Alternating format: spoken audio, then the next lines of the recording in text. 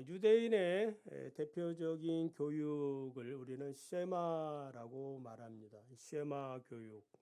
쉐마란 4절에 들으라에서 나온 말이에요. 보통 이제 쉐마 본문은 4절에서 5절을 말하는데 9절까지 다 포함을 합니다. 쉐마 이 본문은 율법의 대강령이 무엇인지, 율법의 철저한 생활화를 명령하고 있는 것입니다. 4절에 모세는 이스라엘아 들으라고 명령을 하지요. 무엇을 들으라는 말이에요? 하나님의 말씀, 하나님의 명령을 들으라. 단지 귀로만 듣는 것만을 의미하지 않지요. 하나님의 말씀에 대한 폭넓은 이해와 순종을 포함하는 그러한 들으라입니다. 오늘 본문을 통해서 주는 영적 교훈을 생각해 보겠습니다. 첫째, 율법의 근본 정신은 사랑입니다. 5절에 모세는 이스라엘 향하여 너는 마음을 다하고 성품을 다하고 힘을 다하여 내 하나님 여호와를 사랑하라. 모세가 신명기를 통해서 강론하고자 하는 것은 바로 율법의 대강령, 율법의 근본 정신, 여호와를 사랑하라에 있습니다. 마음을 다하고 성품을 다하고 힘을 다하여 여호와 하나님을 사랑하는 사람이 진정 율법을 준행하는 자다라고 말할 수 있어요. 여러분, 강령이란 무엇입니까? 마태복음 22장 36절에 40절을 보면 예수님이 하신 말씀이 나오죠. 한 율법사가 예수님을 시험하면서 질문하죠. 선생님, 율법 중에서 어느 계명이 큽니까? 이에 예수님이 내 마음을 다하고 목숨을 다하고 뜻을 다하여 주 너희 하나님을 사랑하라 하셨으니 이것이 크고 첫째 되는 계명이요 둘째도 그와 같으니 내 이웃을 내 자신같이 사랑하라 하셨으니 이 두 계명이 온 율법과 선지자의 강령이라. 여기 이제 강령이라는 말이 나오죠. 예수님은 하나님을 사랑하고 이웃을 사랑하는 것이 온 율법과 선지자의 강령이다. 온 율법은 모세 율법을 말하고 선지자란 하나님의 대언자들이 전한 하나님의 말씀을 뜻합니다. 그러니까 율법이나 선지자는 하나님의 모든 뜻을 가리키고 있죠. 일반적으로 강령이나 어떤 단체나 조직의 기본 입장, 방침, 규범 등을 밝힌 것을 말합니다. 지금 뭐 이제 전쟁, 이스라엘과 하마스와의 전쟁이 일어나고 있지 않습니까? 110만 가자 지역에 있는 사람들 다 이제 피하라고 그렇게 최후 통첩까지 보낸 그런 안타까운 상황이죠.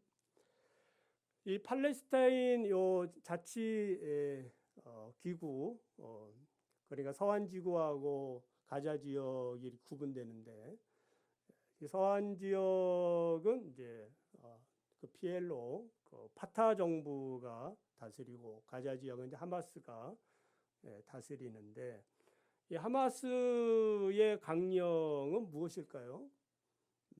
이 이름의 뜻은 이제 이슬람 저항 운동 단체라는 뜻인데, 이들이 가지고 있는 강령은 어떻게든 이스라엘을 멸망시키는 데 있는 거예요. 다른 거 없거든요. 여기에 자기들의 모든 정체성이 다 있는 것입니다. 반면에 이제 파타 정부는 이제 이스라엘과 더불어서 공생하려고 하는 그런 정체성을 가지고 있습니다. 강령을 지금 설명하려고 하고 있는 거예요. 헬라어로 강령이란 영어로 행이라는 단어예요. 행은 이제 매달려 있다. 매달려 있다라는 말은 거기에 모든 것들이 다 달려 있는 거지요. 목숨이 걸려 있는 거예요. 다른 말로 하면은 다른 대안은 없는 거죠. 직역해 보면은 모든 율법과 선지자는 이 두 계명에 달려 있고 매달려 있고 다른 대안은 없다. 그러니까 율법과 선지자 하나님의 이 모든 말씀은 어디에 매달려 있다는 거예요? 하나님을 사랑하는 것과 또 이웃을 내 몸처럼 사랑하는 데 달려 있다. 그 이상도 그 이하도 없다라는 그런 말씀이에요. 그러므로 우리가 하나님을 사랑하고 그 사랑을 가지고 이웃을 사랑하는 것이 온 성경의 핵심 가치다. 율법의 근본 정신이다라고 말할 수 있어요. 마태복음 7장 12절에서 예수님께서는 무엇이든지 남에게 대접을 받고자 하는 대로 너희도 남을 대접하라. 이것이 율법이요 선지자니라. 강령이라는 말은 빠져 있지만 같은 의미예요. 그러니까 대접하는 것, 남을 대접하는 것은 하나님을 사랑하는 것과 이웃을 사랑하는 모든 그 총합이다라고 말할 수 있어요. 그러니까 남을 대접하지 못하면은 하나님 사랑도 없는 거고 또 이웃 사랑도 없다라는 겁니다.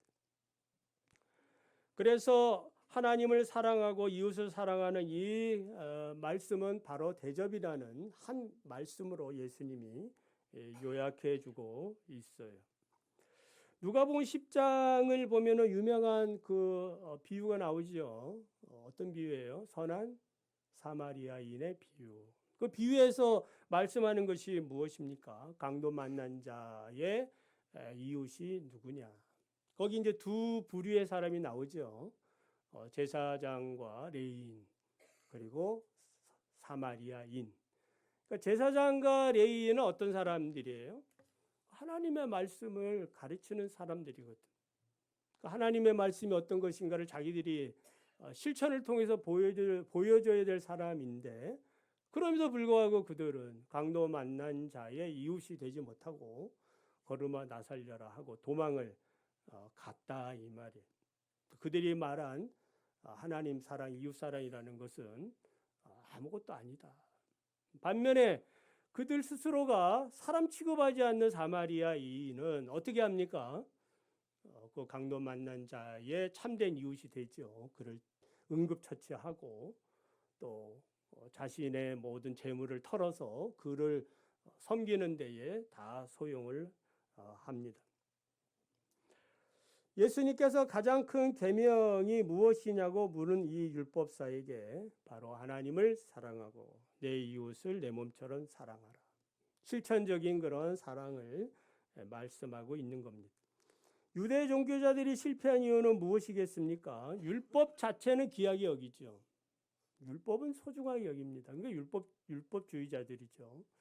율법은 소중하게 여기는데 그 정신에 대해서는 관심이 없다. 하나님이 원하시는 뜻과는 전혀 상관없는 그런 외식적인 삶의 모습을 보여주었던 거예요. 그래서 예수님께서는 입으로 주여 주여 하는 자마다 천국에 들어갈 것이 아니라 하늘에 계신 내 아버지의 뜻대로 행하는 자가 들어간다라고 했을 때에 하나님 아버지의 뜻은 무엇일까요? 결국은 하나님의 사랑을 실천하는 데 있다라고 말씀드릴 수 있어요. 그렇다면 여러분이 가지고 있는 믿음을 어떻게 입증하고 있습니까? 가까운 가족부터 시작해서 여러분이 가지고 있는 믿음의 가치, 사랑의 가치를 실천하며 사시기를 바랍니다. 그것이 큰 것이 아닐지라도 사소한 것일지라도 그 작은 것에 하나님의 사랑이 담겨져 있는 것입니다. 두 번째로 이 사랑의 실천은 마음에서부터 나온다라는 겁니다. 5절에 모세는 이스라엘 향하여 너는 마음을 다하고 성품을 다하고 힘을 다하여 내 하나님 여호와를 사랑하라. 하나님은 일찍이 이스라엘 백성들을 구원하셨지요. 그래서 자기의 소유된 백성이고 거룩한 나라요 거룩한 제사장으로 삼으셨어요. 그러니까 이런 하나님의 백성들에게 하나님이 요구하는 것은 단 하나예요.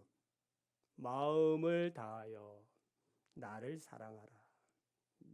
마음을 다해 성품을 다해 열심을 다해 심지어 목숨을 다해 하나님을 섬기라고 요구합니다. 마음을 다하고 성품을 다할 때 사랑을 실천할 수 있게 됩니다. 믿으시면 아멘. 마음이 없으면은 여러분 작은 거 하나 수고하지 않아요. 작은 거 하나 봉사하는 거, 우리가 식당에서 봉사하는 거 이런 것들 다 뭐예요? 마음이 와서 하는 거거든요. 마음이 없으면 안 합니다. 그 하는 거 너무 괴로운 일이에요. 차라리 안 하는 게 훨씬 낫습니다. 마음을 들여야 됩니다. 하나님이 원하시는 것은 마음이에요. 참된 사랑과 헌신은 마음의 문제입니다. 예수님이 마태복음 23장 23절에서 11조와 관련해서 이런 말씀을 하셔요. 화 있을진저 외식하는 서기관들과 바리새인들이여, 너희가 박하와 회양과 근처의 11조는 들이되 율법에 더 중한 바 의와 인과 신은 버렸도다.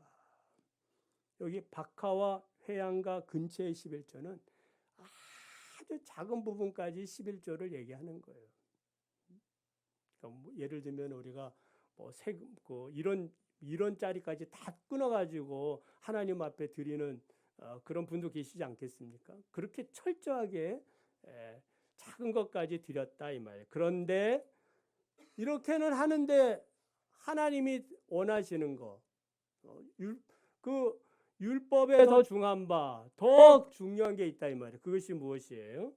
바로 의와 인과 신을 버렸다라는 말은 지키지 않았다는 말이에요. 그러니까 의와 인과 신은 한마디로 율법의 대강령, 하나님을 사랑하는 것과 이웃을 사랑하는 것이라고 말씀드릴 수 있습니다. 율법의 작은 조문을 지키는 데는 그냥 눈을 켜고 불을 켜가지고 그렇게 지키려고 하고, 그것을 지키지 않는 자들에 대해서는 비난하고 정죄하고 판단을 하는데 반하여 하나님을 사랑하고 이웃을 사랑하는 율법의 본래의 정신을 실천하는 데 있어서는 마음이 없었다 이 말이에요. 사무엘상 15장 22절을 보면은 하나님께서 사울 왕에게 요구하는 것이 있어요. 사무엘이 이르되 여호와께서 번제와 다른 제사를 그의 목소리를 청종하는 것을 좋아하심 같이 좋아하시겠나이까. 순종이 제사보다 낫고 듣는 것이 수양의 기름보다 낫습니다. 그러니까 형식적인 그런 제사보다는 마음을 다하여 뜻을 다하여 하나님을 사랑하고 하나님 앞에 나아가는 것이 더 큰 예배다라고 가르쳐주고 있는 거예요. 형식적인 기도에 대해서도 예수님은 바리새인과 세리의 기도를 통해서 가르쳐주지요. 누가복음 18장을 보면은 바리새인은 자기의 그 모든 신앙적인 행위를 자랑하며 기도합니다. 뽐내면서 기도합니다. 하나님, 금식했습니다. 10의 1도 이렇게 철저히 드렸습니다. 구제했습니다. 뭐 여러 가지 선한 그러한 일들을 얘기합니다. 하면서 저 세리와 같지 않은 것을 감사합니다. 잘못된 거죠. 반면에 세리는 아무것도 자랑할 것이 없어서 가슴을 치며 하나님, 저는 죄인입니다. 저를 불쌍히 여겨 주십시오. 이 두 사람 중에 주님께서 의롭다 인정한 사람은 누구냐? 누구죠? 세리입니다. 세리. 무엇을 의미합니까? 하나님이 받으시는 것은 바로 우리의 마음이다. 하나님의 은혜를 알고 하나님 앞에 자기가 죄인인 것을 고백하는 그 진실된 이 마음을 하나님은 받으시는 거예요. 시편 51편 17절에 하나님께서 구하시는 제사는 상한 심령이라. 하나님이여 상하고 통회하는 마음을 주께서 멸시치 아니하시나이다. 하나님이 절대로 무시할 수 없는 그런 사람은 어떤 사람이에요? 통회하고 자복하는, 자기가 어떤 사람인지를 알고 하나님 앞에 나아가는 그 사람을 하나님이 받으신다는 거예요. 그러므로 우리가 하나님 앞에 나아갈 때 우리의 마음은 인색함으로나 억지로 해서는 안 된다라는 것입니다. 그래서 하나님은 언제나 즐겨내는 자, 하나님을 사랑하면서 기뻐하는 마음으로 드리는 그 사람에게 하나님께서 자기의 구원과 은총을 베풀어 주시는 것입니다.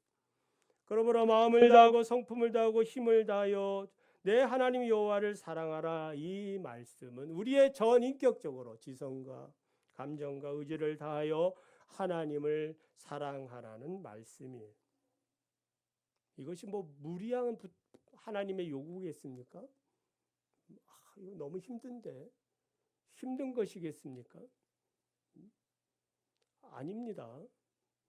하나님께서는 우리를 위하여 자신의 아들까지 십자가에서 다 내어주셨어요. 우리에게 단지 원하는 것은 우리의 마음이에요. 마음으로 인격적으로 나를 사랑하느냐. 더 좋은 관계를 하나님이 맺기를 원하시는 거예요. 그러므로 그리스도의 크신 사랑을 우리가 기억을 한다면은 우리도 내가 할 수 있는 한 자기를 부인하고 자기 십자가를 지고 주님을 따라가는 우리 모두가 되기를 바랍니다. 자, 마지막으로 세 번째는 말씀의 체질화를 이루어야 합니다. 6절에 모세가 말하지 오늘날 내가 네게 명하는 이 말씀을 너는 마음에 새기라. 새겨야 됩니다. 하나님의 말씀을 우리의 마음판에 새겨야 됩니다. 체질화 시키라 이 말이에요. 그러기 위해서 또 7절에 내 자녀에게 부지런히 가르치며 집에 앉았을 때든지 길을 행할 때든지 누웠을 때든지 일어날 때든지 이 말씀을 뭐하라? 강론하라. 그러니까 부지런히 가르치는 거예요. 목사의 제일 그 첫 번째 직무는 무엇일까요? 부지런히 말씀을 강론하는 거예요. 하여튼 여러분들이 제 눈에 보이면은 붙잡아두고 뭐 해야 되는 거예요? 말씀을 강론하는 게 제 일이다 이 말. 말씀을 강론하라 이 말이에요. 말씀의 체질화를 위하여 하나님께서 우리들을 부른 거예요. 말씀을 증거해야 합니다. 이스라엘아 들으라 쉐마 교육을 체질해야 됩니다. 언제 어디서든지 어느 때든지. 오늘은 분위기가 별로 안 좋으니까 다음에 합시다. 그거 아닙니다. 그냥 때를 얻든지 못 얻든지 항상 말씀을 전해야 됩니다. 오늘 저희 이제 고신총회 73회 고신총회 주제의 말씀은 로마서 12장 11절이에요. 그 말씀은 이런 내용이에요. 부지런하여 게으르지 말고 열심을 품고 주를 섬기라. 그러니까 하나님을 사랑하고 교회를 사랑하고 우리가 성도를 사랑하는 일에 있어서 하나님의 말씀을 우리가 체질하는 데 있어서 뭐 해야 돼요? 열심을 내야 됩니다. 부지런하여 게으르지 말고. 이 말은 무슨 말이에요? 노력하지 아니하면은 열심을 내지 아니하면은 우리는 본성대로 그냥 내가 하고 싶은 대로 한다 이 말이에요. 그냥 앉아 있으면 뭐 하고 싶고 눕고 싶으면은 잠자고 싶고 아무것도 하고 싶지 않다 이 말이에요. 그거를 자신을 쳐서 복종케 하는 것이 그게 체질화 시키는 거예요. 이런 노력들이 필요한 겁니다. 가만히 있어서 되어지는 것은 이 땅에 아무것도 없어요. 이 말씀의 체질화는 내 자신부터 적용해야 하겠죠. 규칙적인 말씀의 생활화를 여러분들은 하셔야 됩니다. 지금 교회에서 지금 바이블 관통맥 그거 하고 있는데 그거 작은 것이지만은 체질화 해야 됩니다. 부지런히 읽어야 됩니다. 10월 마지막 주일에는 뭐가 있어요? 주일 오후에는 민수기 성경 퀴즈가 있습니다. 이번 기회에 한번 하나님의 말씀을 읽어야 되겠다. 뭐 거기서 상을 받고 안 상 받고 그게 중요한 게 아니라 내가 이번 기회에 말씀을 좀 더 읽어야 되겠구나. 이러한 기회를 주는 거죠. 1등 했습니다. 1등 하면 좋지요. 그 가문의 영광이겠지만은 그러나 그것이 오히려 자기 발목을 잡는 경우도 많이 있어요. 계속해서 새벽으로 신명기 말씀을 묵상하고 있는데 이뿐만 아니라 여러분들이 하나님의 말씀을 좀 더 내가 배워야 되겠다. 요즘 유튜브가 얼마나 좋습니까? 물론 이제 잘 선별해서 들어야 되겠습니다만은 조금만 내가 노력하면 하나님의 말씀을 좀 더 자세히 많이 들을 수가 있는 것입니다. 에스겔은 이스라엘을 위한 말씀의 파수꾼으로 부르심을 받을 때에 하나님께서 에스겔의 그 입에 하나님의 말씀을 주시면서 이스라엘을 이것을 가지고 깨우치라. 듣든지 안 듣든지 간에 너는 이 백성들에게 전하라. 복음의 사명을 받은 거예요. 만약 여러분들이 나는 이 세상의 그 빛과 소금의 사명을 가지고 있다라고 믿으면은 어떻게 해야 되겠어요? 하나님의 말씀을 전하는 이 깨우치는 일에 여러분 사명을 감당하시기를 바랍니다. 마태복음 28장 20절에 내가 너희에게 분부한 모든 것을 가르쳐 지키게 하라. 이게 복음적인 사명을 주신 거예요. 자, 그리고 이제 모세는 8절에서 하나님의 말씀을 내 손목에 매어 기호를 삼고 내 미간에 붙여 표를 삼으라. 그러니까 기호를 삼는다라는 말은 하나님의 말씀을 항상 간직하라는 거지요. 그 말씀을 생활화하라는 거예요. 그러니까 손에 맨다라는 말은 이게 손은 어떤 행동의 주체를 말하는데 이 행동의 주체에 언제나 그 중심에는 무엇이 있어야 된다? 하나님의 말씀이 중심이 되어져야 한다. 여러분들이 먹고 마시든지 무엇을 하든지 다 하나님의 영광, 하나님의 말씀을 중심으로 이루어져야 합니다.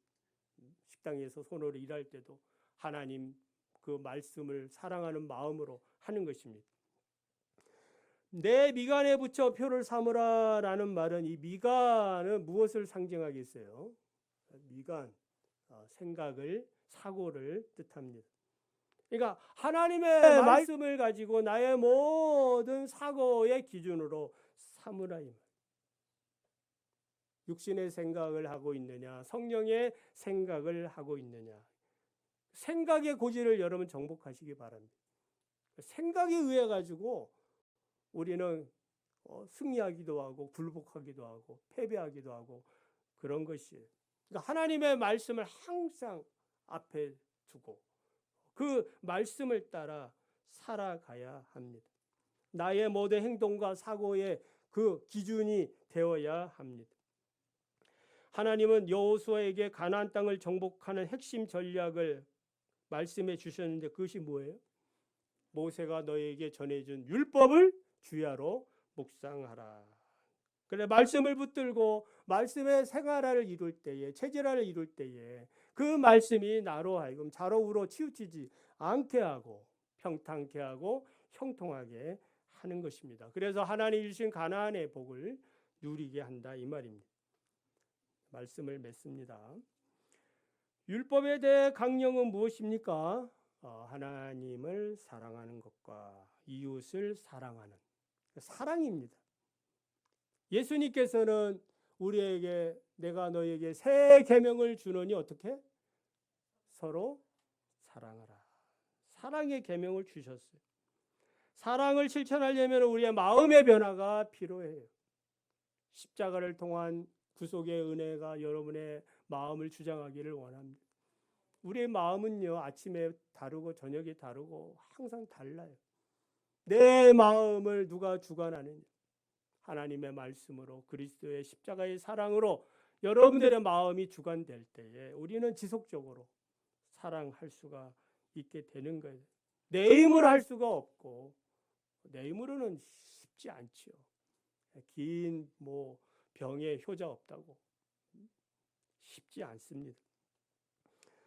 이런 사랑의 열매를 맺으려면은 말씀의 체질화가 필요해요. 말 앉으나 서나 먼저 내 자신을 훈련시키고 그리고 우리의 자녀들을 말씀으로 훈련시키고 그리고 교인들도 하나님의 말씀으로 훈련되고 하나님의 말씀을 중심으로 삼아서 행동과 그 사고의 어떤 기준점을 삼아서 살아갈 때에 하나님께서 우리에게 주시는 놀라운 그 축복을 누리며 살아가는 저와 여러분 다 되시기를 바랍니다.